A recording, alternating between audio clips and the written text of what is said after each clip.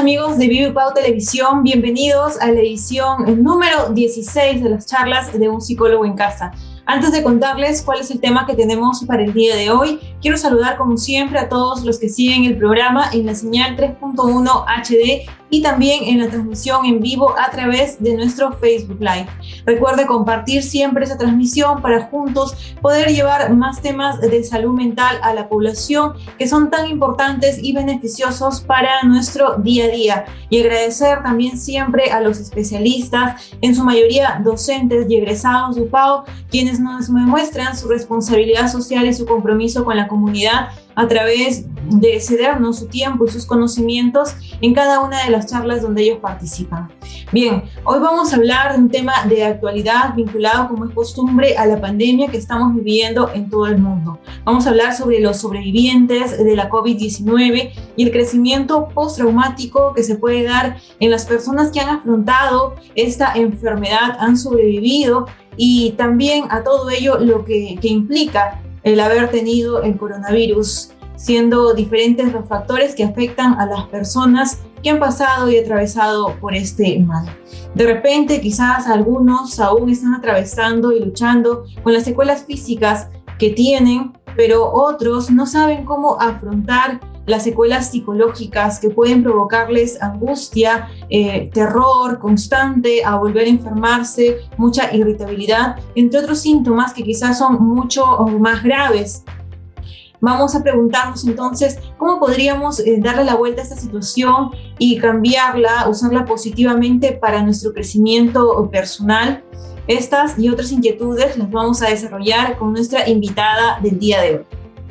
Y ya la estamos viendo en pantalla. Se trata de Susan Regalado Sánchez, quien es psicóloga educativa y psicoterapeuta, especialista en terapia breve de resolución de problemas, fundadora, psicoterapeuta y capacitadora en psicoayudas, consultora psicológica, también psicóloga educativa en la institución educativa particular Pequeñas Alegrías y con máster en intervención psicológica, donde justamente su proyecto de investigación de tesis está relacionado con el tema de hoy. Es la eficacia de la terapia breve centrada en soluciones en el crecimiento postraumático en jóvenes sobrevivientes de COVID-19. Susan, ¿cómo estás? Muy buenas tardes. Bienvenida a Charlas UP. ¿Qué tal, Melissa? Buenas tardes. Muchas gracias por la invitación a todos los que nos están viendo desde esta plataforma en sus casas y a ustedes por la invitación. Muchas gracias por haber aceptado y acudido a nuestro llamado, y quisiéramos que para que todo el mundo te conozca un poco más, todos nuestros televidentes sobre todo, nos comentes sobre tu formación profesional y especialmente como psicóloga educativa, ya luego de que, has salido también de las aulas de la Escuela de Psicología de la UPAO, pero has tenido hasta el momento una amplia trayectoria al respecto. Coméntanos. Ok, bien. En cuanto a lo que es mi trayectoria y mi trabajo, pues he empezado a especializarme. Soy especialista en terapias breves, en hipnoterapia y terapia breve, en terapia breve centrada en soluciones, que es con la que más conecto, en terapia breve de resolución de problemas también. Mis especialidades son a nivel nacional e internacional, entonces eso me ayuda a ampliar la mirada que tengo del trabajo que realizo con las personas en mi consultorio privado, en consultoras psicológicas psicoayudas y también en las consultas que hago en el espacio educativo en el que trabajo. Creo que conectar con los niños, con los jóvenes, con los docentes, con las familias, conectar con parejas, conectar con adultos mayores, conectar con personas en situaciones de crisis, me ha enseñado mucho que cada persona es única, que cada historia es diferente y que la forma de colaborar con ellos debe ser de una forma muy respetuosa y de una forma en la que valoremos y honremos sus propias voces y le demos esa mirada de cambio que es inevitable en ellos, y esa mirada para que puedan crecer y lograr esos objetivos que ellos tanto desean en sus vidas. Eso es lo que podría decir, Melissa, de mi trabajo y de lo que he venido conociendo y estudiando. Excelente. Y para compartir un poco más también sobre este proyecto de tesis de posgrado que tú estás realizando, esta investigación, a grandes rasgos, ¿podrías comentarnos cuáles son los resultados que tú has podido desarrollar y también qué es lo que te motivó a que puedas investigar sobre este tema antes ya de ampliarlo, obviamente, en la charla que tendremos en algunos instantes? Claro, Melissa. Bueno, el tema todavía está en un proyecto de tesis aprobado, aún es un proyecto, y lo que me motivó, digamos, a realizar esto, uno, es esta nueva mirada que ofrecen las terapias breves. Creo que las terapias breves nos dan esa mirada de trabajar en los objetivos que las personas quieren lograr para sus vidas y en acompañarlas en este proceso, dejando atrás esa idea de cerrarnos en el diagnóstico y en las enfermedades mentales, sino en brindarles esta oportunidad de recursos. Y pues creo yo que lo que también me motivó es atravesar por un proceso de COVID. Entonces, darme cuenta del cambio que di después de toda la situación difícil que atravesé, tanto en personal como en mi familia, psicológica como físicamente, creo que eso también me animó a continuar con el espacio de la investigación, porque el cambio es inevitable y el crecimiento mucho más. Entonces, creo que eso me invitó a querer conocer el crecimiento desde otras personas, desde cómo ellas han podido afrontar esa situación difícil, continuar, y a pesar de salir de ellas, han podido rehacerse, reconstruirse y tener una percepción distinta de sobrevivientes. Así es una experiencia complicada por la que tú has pasado, pero la has atravesado muy bien y mira, ahora estás compartiendo todos estos conocimientos y ayudando de alguna manera también a nuestros televidentes que quizá están pasando por lo mismo y no encuentran las herramientas o los mensajes adecuados para poder sobrellevar sobre todo este aspecto psicológico que afecta muchísimo a los pacientes de COVID y de lo que poco se habla o poco se trata también en los hospitales.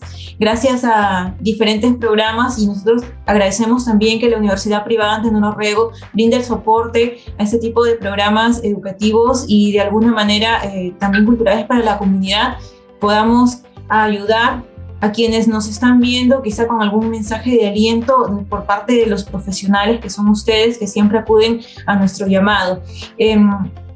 Bueno, para dejar un poco más claro sobre de qué se va a desarrollar la charla de hoy, el crecimiento postraumático en sobrevivientes de COVID-19. Quisiera que la gente pueda entender, cuando tú hablas de sobrevivientes de COVID, ¿es dirigido a todas las personas que han pasado por esta enfermedad o solamente quienes han tenido este trauma mucho más grande, que quizá han estado en UCI o han estado hospitalizados con oxígeno? ¿O también va para quienes quizá le han pasado mal, pero en casa nada más han podido sanarse pronto?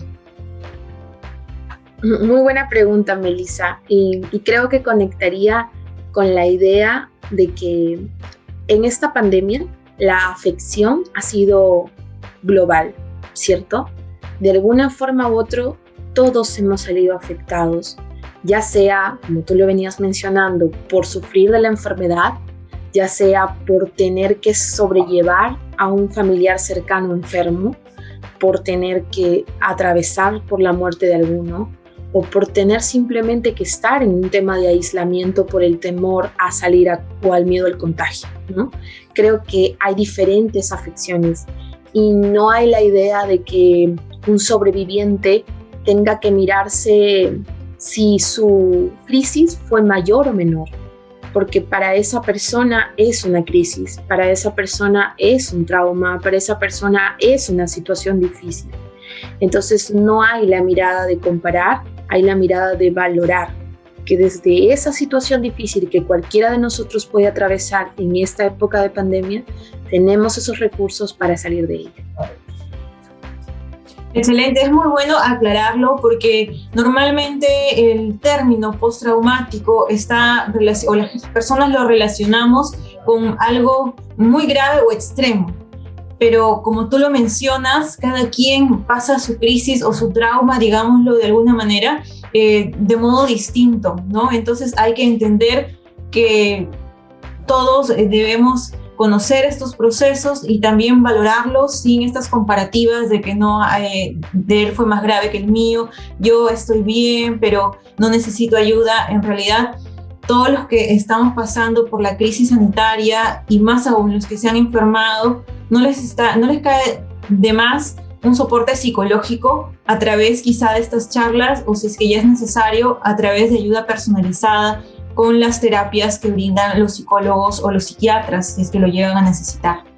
Bien, Susan, vamos a iniciar entonces de inmediato con la charla que tienes preparada para el día de hoy. Adelante.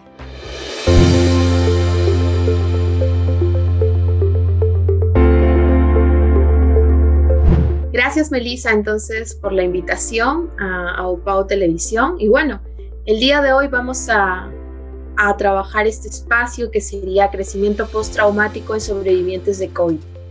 Creo yo que hablar de crecimiento es ampliar nuestra mirada hacia más allá de la idea de que las personas en una situación difícil se centran en el trauma, ¿sí? O en alguna enfermedad que pueda generarse debido a él. Es ver a las personas desde los recursos y desde sus propias potencialidades. Entonces, me gustaría comenzar con una frase, ¿no? Esta frase dice así: si animamos a las personas en una situación de crisis, por leyes de física obtendremos lo inverso.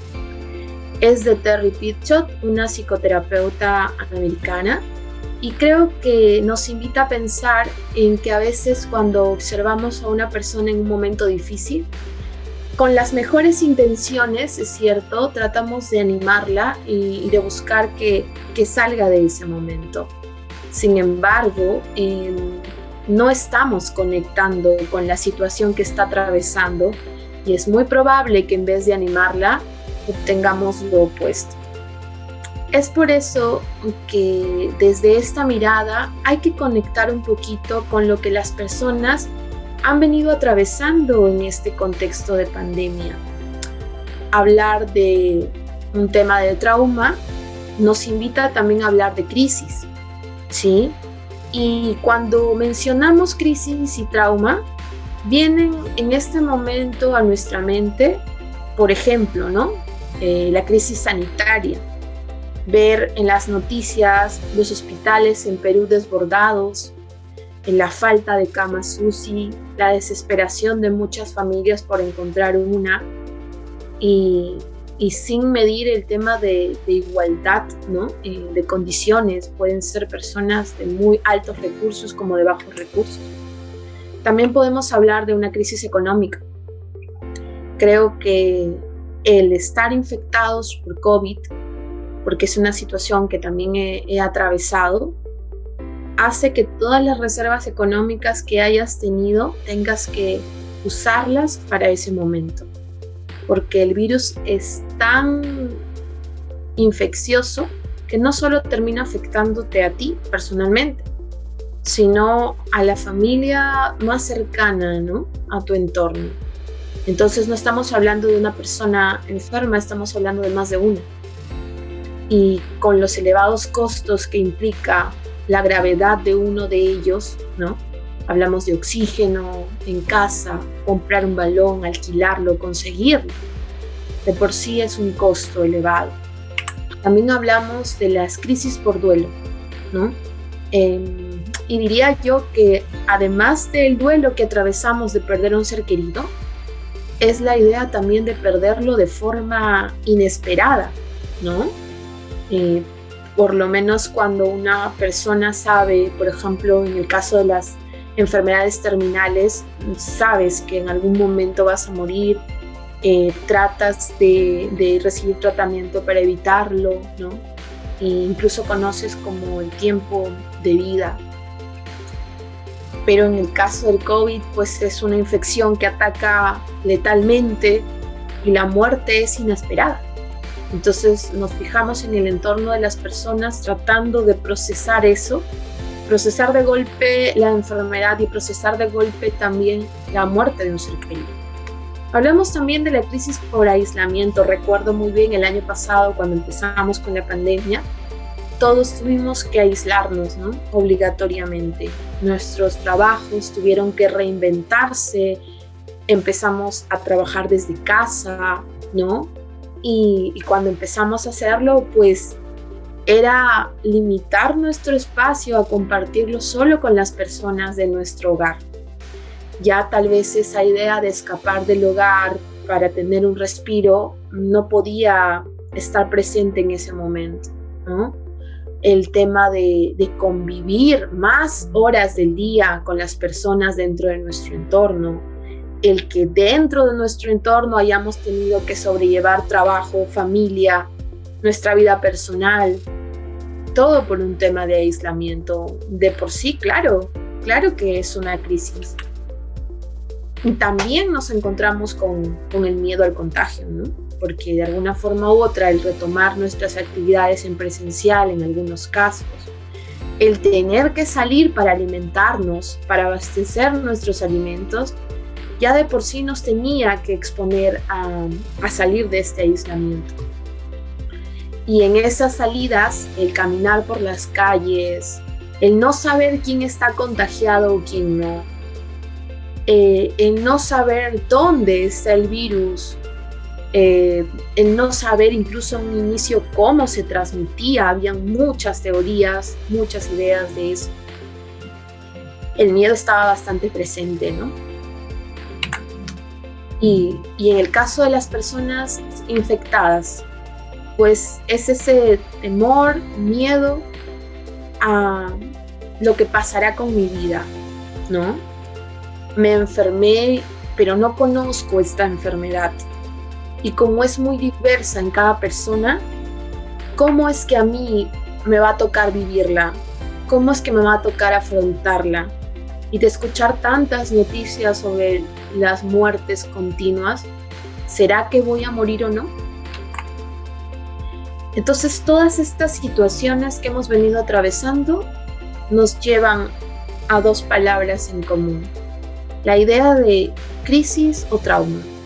Y nos preguntamos todos qué es esto. Estoy segura que no hay una definición absoluta de lo que es crisis o trauma. Estoy seguro que cada uno de nosotros, en nuestra propia experiencia personal, en nuestras historias de vida, hemos ido desarrollando una idea de crisis o trauma. Y estoy segura que también hay algunos puntos que vamos compartiendo, ¿no? Desde un lado, desde una mirada, podemos ver a la crisis y el trauma como exponernos a una situación estresante.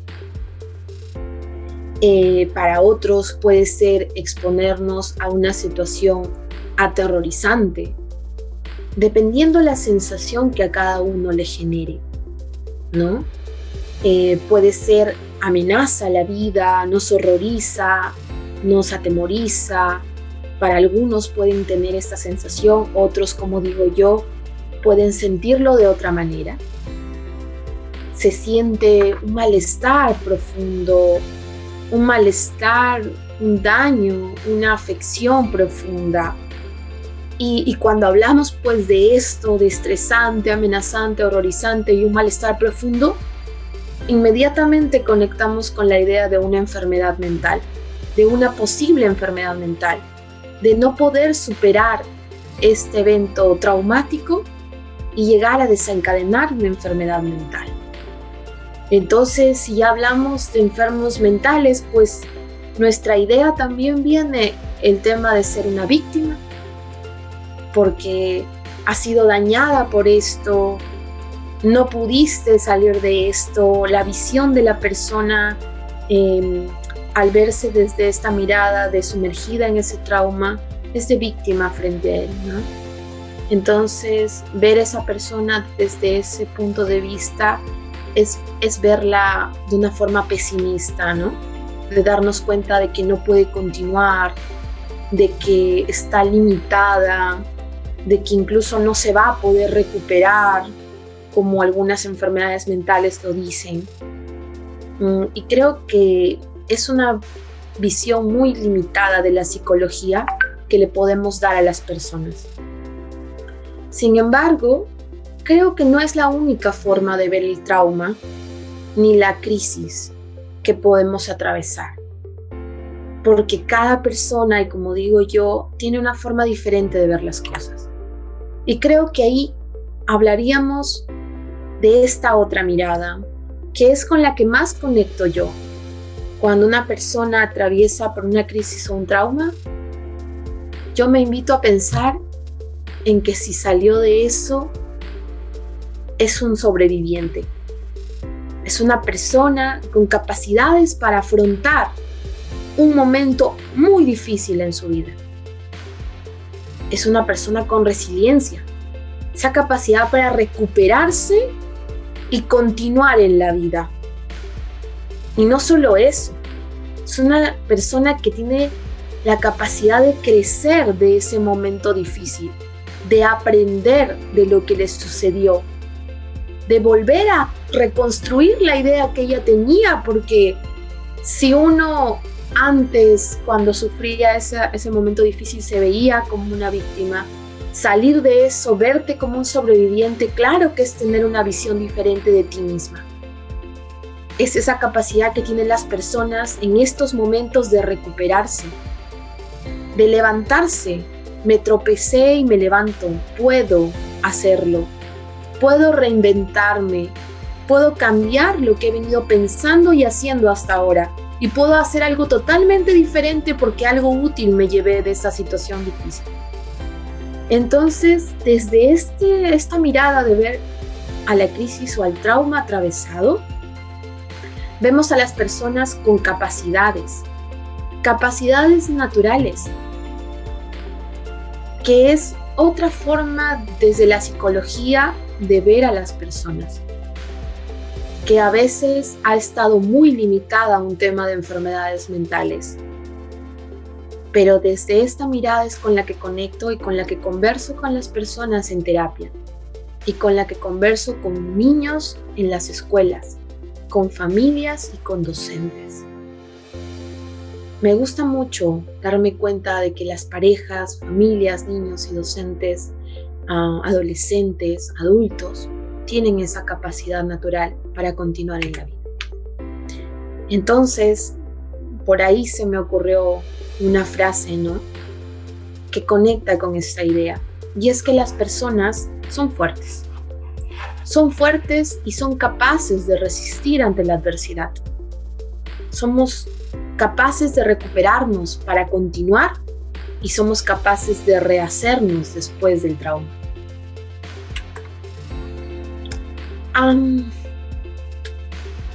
Hay una investigación, hay varias investigaciones, la verdad,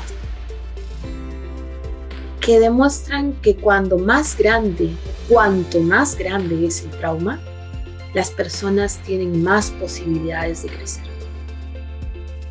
No nos limitemos a ver el trauma, como venía diciendo yo, desde el déficit o desde lo que no nos permitió hacer. Permitámonos mirar al trauma desde esta oportunidad que nos da para mejorar, para crecer, para aprender. Y cuando hablamos de crecimiento postraumático, pues hablamos de 3 palabras claves. Afrontamiento sería la primera de ellas. Y como decía un terapeuta a quien yo admiro mucho, del enfoque de terapia breve, de soluciones, Steve Chaser, el afrontamiento es esa capacidad que tienen las personas en colaboración en algunos casos con la terapia, de encontrar esas pepitas de oro en un lodo de problemas. Es como cuando estamos cerca a un yacimiento minero y estas pepitas de oro son esas pequeñas que podemos encontrar en un lodo completo de cerca al yacimiento. Entonces hay como que buscarlas, hay como que hacer un proceso para extraerlas, hay que limpiarlas y son muy pequeñas tal vez, que pueden parecer muy insignificantes. Sin embargo, son muy valiosas para la persona, porque esas cositas pequeñas son las que les permiten continuar atravesando ese momento difícil y no rendirse, aunque sea lo más pequeño que pueda hacer en la vida, aunque sea una acción, una persona, algo en su vida que les permite continuar. La resiliencia, como decía Terry Pritchett, una psicoterapeuta americana, es seguir corriendo la maratón de la vida.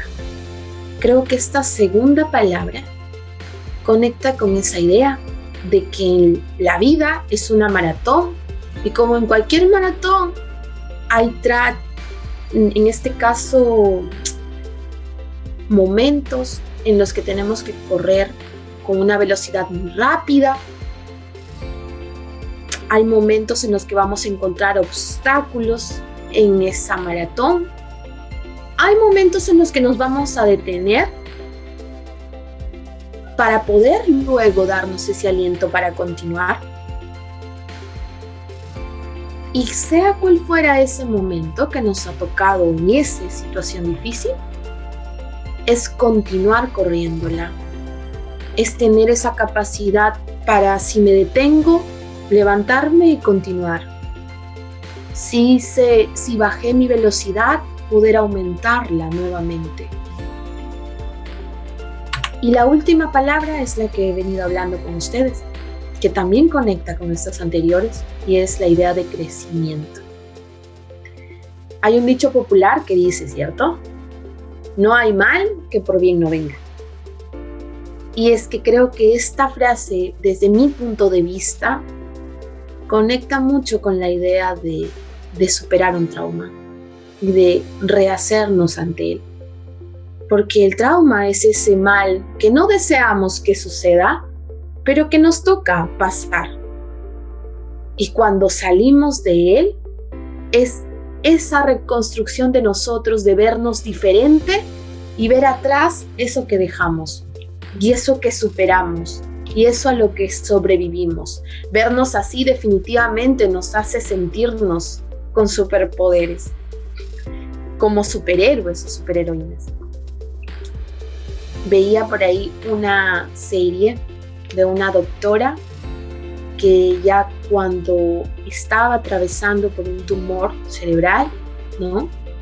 Igual sin saberlo, le tocaban casos muy difíciles que afrontar.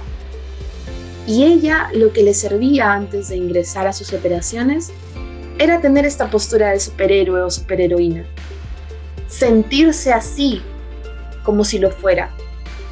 Eso la animaba a darle ese valor que necesitaba en ese momento. Y es que creo yo que salir del trauma y sentirnos superhéroes o superheroínas es lo que nos da esa percepción distinta de cómo éramos antes del trauma. Y en todo este proceso creo que además de esas palabras hay una que ha sido clave en muchas de nuestras conversaciones e historias, y es la esperanza. Creo que algunas personas tienen la idea de que la esperanza es que las cosas van a ir mejor en algún momento de la vida. Sin embargo, desde mi punto de vista, la esperanza, como decía Václav Havel, expresidente de la República Checa, la esperanza no es la convicción de que algo terminará o de que algo saldrá muy bien. La esperanza es la certeza que tenemos de que algo que hacemos tiene sentido, sin importar cómo termine. Y cuando ustedes se preguntarán, ¿no? Y desde todas estas ideas útiles, Susan, ¿cómo es que tú conectas con las personas? ¿Cómo es que tus conversaciones pueden resultarles útiles para ellas? Yo creo que cuando las personas conversan contigo, hay muchos discursos que ellas pueden ofrecer. Y en sus discursos hay preguntas y hay miradas que nosotros podemos dar. Por ejemplo, ¿no? Me gustaría que ustedes vean la parte que está en mayúscula y que es azul. A veces las personas, cuando salen de un trauma o una situación difícil o están en ella, piensan algo así como: yo soy un problema. Y la persona no es el problema. La persona es mucho más que el problema. Entonces, ver a las personas desde esta idea útil de que ellas son mucho más que un problema, es sacar al problema de ellas y sacarlas de esta idea, porque nuestras conversaciones van a ir dirigidas a que ellas empiecen a mirar esto que está más allá de ello. En el caso de que algunas personas vengan a comentarme algo así como lo que han estado sufriendo en su vida, ¿no? En ese momento hay muchas personas que pueden animarse a preguntar algo así como, o ellas mismas preguntarse, ¿no? ¿Qué me permite continuar sufriendo en esta situación? Porque estamos acostumbrados, como les decía en un inicio, a cerrarnos en la idea del problema, de la limitación, del trauma, de lo que no puedo hacer, del déficit. Sin embargo, podemos cambiar esa mirada, redefinirla. Y podemos hacernos una pregunta distinta. Podría ser algo así como: ¿qué me permite continuar luchando en esta situación? También las personas, o cuando conversamos con ellas en una situación de crisis, a veces podemos querer preguntar, como les digo, en nuestra intención de dar lo mejor y de ayudarles.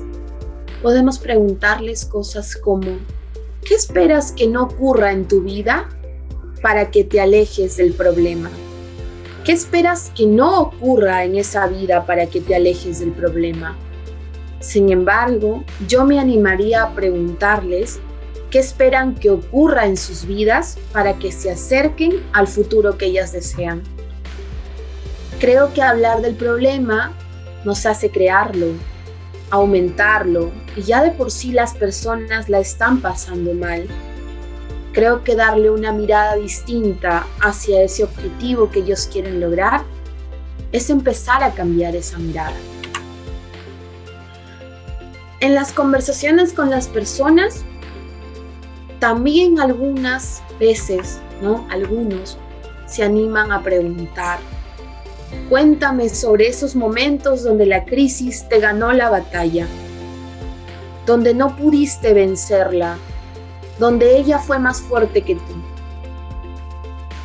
Pero en la idea de hacer lo que funciona o lo que le funciona a la persona, hay que empezar a indagar mejor sobre esos momentos donde ella, esa persona, le ganó la batalla a la crisis. Creo que eso puede ser más útil para que la persona descubra lo que le funciona en su vida.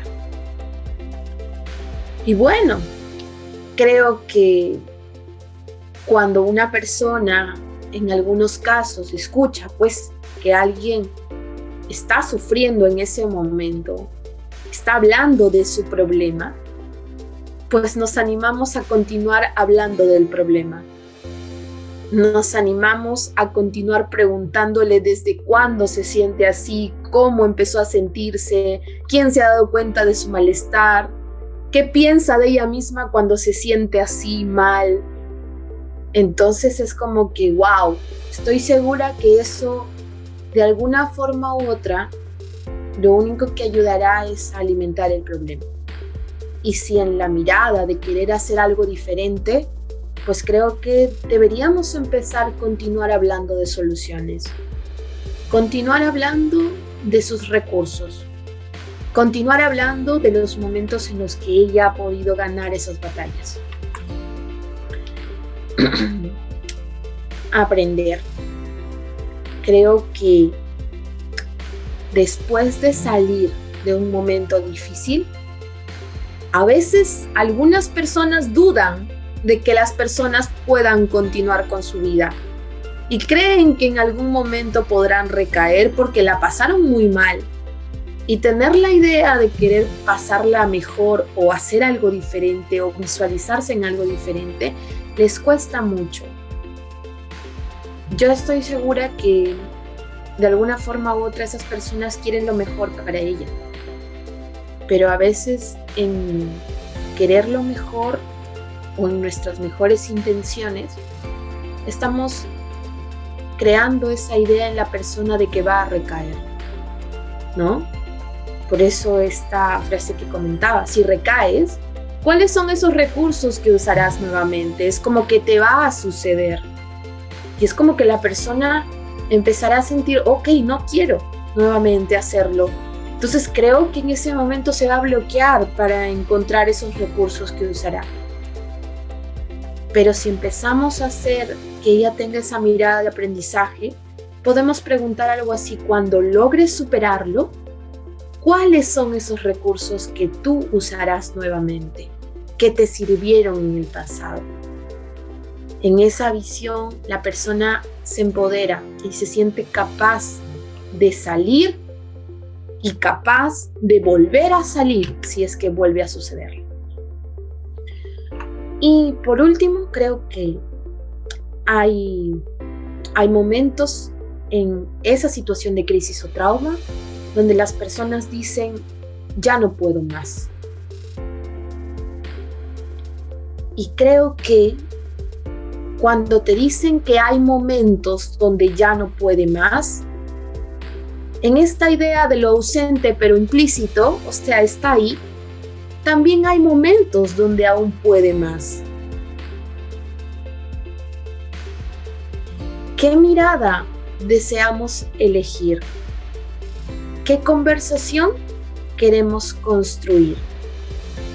¿Los momentos donde ya no puede más o los momentos donde aún puede continuar? Me gustaría cerrar este primer espacio con esta idea para también conectar con las personas que acuden a psicoterapia, ¿no? Y la idea que tienen de cómo los psicólogos podemos trabajar en estos espacios de crecimiento postraumático, en estos espacios de crisis y de trauma. Creo que los psicoterapeutas, ¿no? Nuestro trabajo no es cambiar la vida de las personas. Nuestro trabajo es generar conversaciones esperanzadoras para que posibiliten ese cambio. Las personas tienen la única potestad de cambiar y tienen eso como un recurso innato. El cambio es inevitable. Nuestro trabajo es solo hacer la siguiente pregunta, como decía Chris Iveson, terapeuta breve.